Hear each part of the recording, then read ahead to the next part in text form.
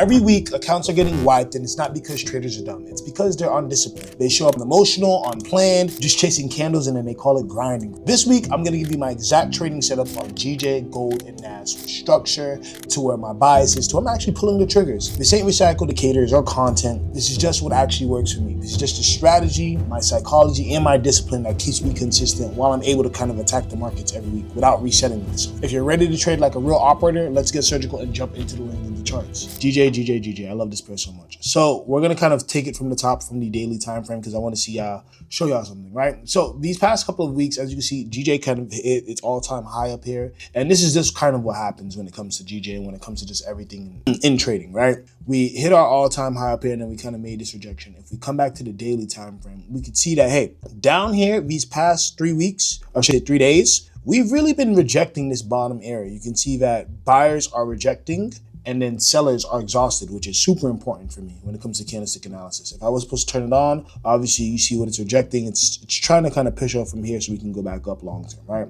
We'll look at any of our analyzing time frames. Well, hey, we noticed that, hey, overall, we're still in the range, but now we're starting to close off the range because we've already went back up in this beautiful trending market, right? To where we made these high points, these low points, or whatever the case may be. Let's borrow this zone real quick. Let's put this zone up here because it's obviously going to be the area that we got to break. You know what I'm saying? So essentially what I'm saying is we'll be riding the move from zone to zone pretty much, right? We could ride it from here all the way up here. This is my projection for this week, riding the move up, right? We get to another detail of our analyzing time frame. We see where we are within structure. This down here is the last market structure area. We came all the way up here to where we made this new high point, and that's pretty much it, right? GJ, however, we landed right around down here. We pushed back up and we broke. Let's kind of cut it down some more.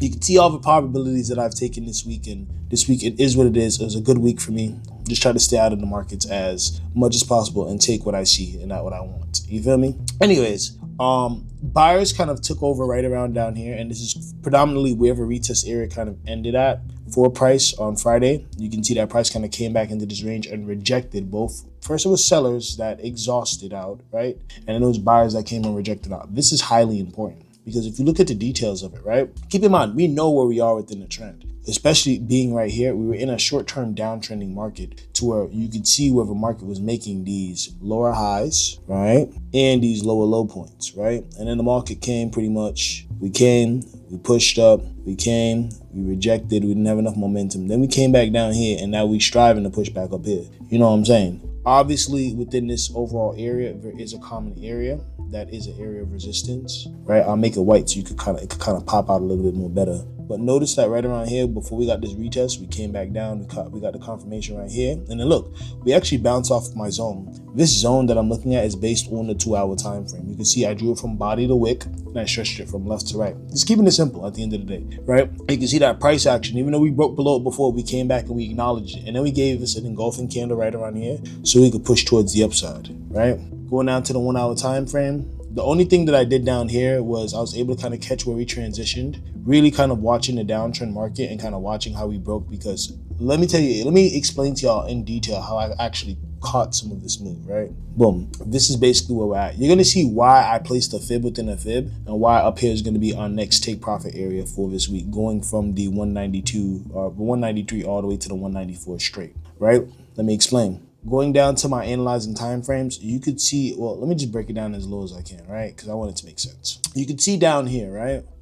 Right around down here, I want to kind of redraw this whole area in white so that way we can kind of understand what we see, right? The downtrend is continuing. The same downtrend that I showed you earlier is continuing. The only thing is that right around here, we broke up to the upside. We came back and got this retest over here from left to right. And then we started to do what we do best, trend up. So right around here, you can see I have a little counter trend line, right? And specifically, this point A, which I'll make in red, and then this point B, which I'll make in red. We went ahead right here and we ended up doing what we do best, and we broke. We broke structure. If I go down to the 10-minute, you even see it more beautiful in flourishing, right?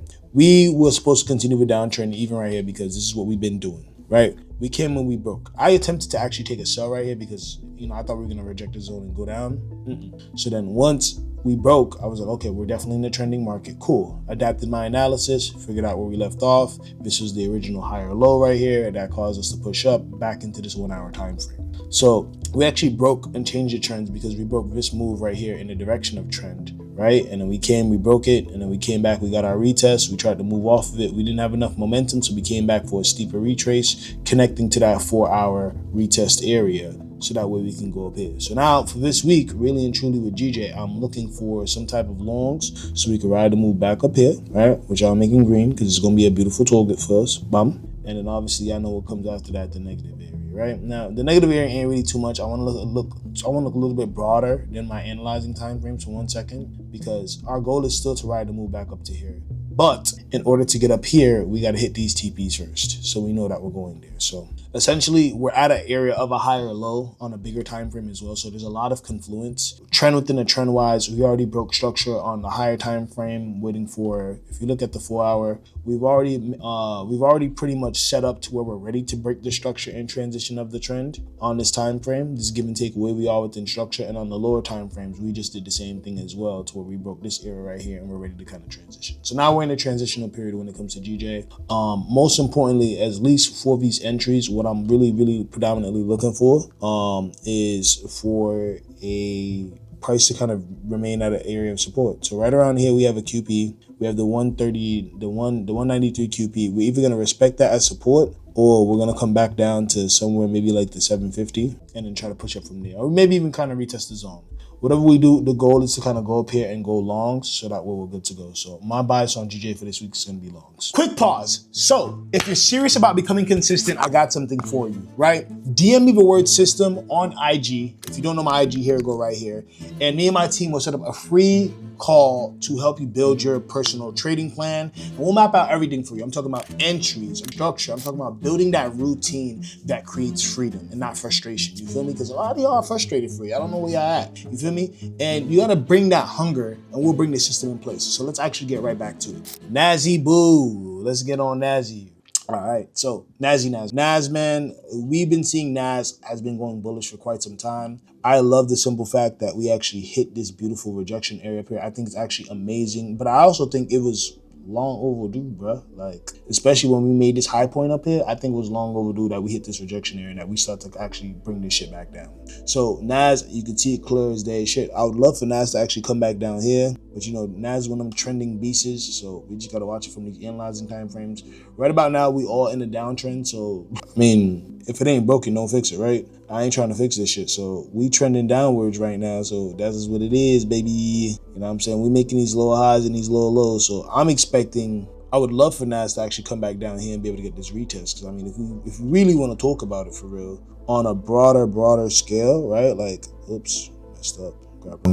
On a broader scale, like, this is the last market share area for Nas. So us coming back down here would be like a golden zone type of move. I love this. This is what we need. You know what I'm saying? In all reality, this is what we need. This is what we've been dying for. You feel me? Outside of that, there is a bigger move too, but I kind of want to see how Nas acts around here. We don't have any previous structure or anything right here, so if we continue to push down, we should be good. But I'm waiting for Nas to kind of potentially even come back down here, make some support, and then come back up. Nas has been trending, bro, for like, goddamn, since May started, from April all the way through. So Nas has been giving us the move, so I think it's about time that we switch to a little bit of a selling bias, a little bit, but let's just see. I mean, at the end of the day, what really controls the market is the structure and the area that we're moving. So if we're meant to go back down, we're going to continue to push back down. But I'm ready to adapt and react. I would love to see Nas kind of come back down here and hit this area, so that way we can continue going. Based on the higher time frame bias, we do have a little bit of seller's exhaustion right around here, but I'm not letting it worry me, not one bit, because again, the trend has not shifted yet from this downtrend. So until this trend kind of shifts from this downtrend to we're up here at this peak, we actually shift and broke down, then we'll actually be ready. So until we break my higher time frame trend line, I don't really care about it too much. You know what I'm saying? I don't really care about it too much, because the trend is still trending. You feel me? So I just want to take this week to kind of really see what's going to go on with Nas, because we did do a break and retest and continue going down to the downside. So I'm hoping that we can continue just going down to where I can just catch these sales and call it that. But Nas is Nas. We got to adapt and not react. So I'll kind of give you updates throughout the week. Make sure you guys are in my free, my free Discord community or my Telegram, or make sure you're just in there so that way you can see actively what my thoughts are on Nas, because it will actively change based on how the market adapts. Gold, man. I love this thing, man. I ain't gonna lie. Gold, We're in a move within a move right now, so I don't want to confuse y'all too much. But gold, let me kind of show y'all, right? This is the bigger picture with gold right now. Gold, we done came back down here, got this golden zone retest and push back up. The goal is obviously to push back up here to this area right here, which is the, 3,500. Not saying that gold will push back up there, but you know what I'm saying? The trend is your friend. That's all. I'm just going to keep on telling y'all that. You feel me? Throwing back the fib up in the mix because, you know what I'm saying, the fib is your friend, right? There's a move within a move right now. So we know where we are within the bigger picture, obviously, right? But check it out. Looking at structure, we came down here and obviously we did a transition. The transition really happened from this 2-hour time frame. You see right here, this is the last market structure, lower high. Pay attention, red, lower high. We came down here, made a lower low. We came back up here, made a lower high. We broke. We found structure right here. And then after this previous high point, we broke and we kept on going up, right? Pay attention, because at one point we were right here. We hit it off right here at this 38.2 and then we pushed up. That was still from this previous high point right around here.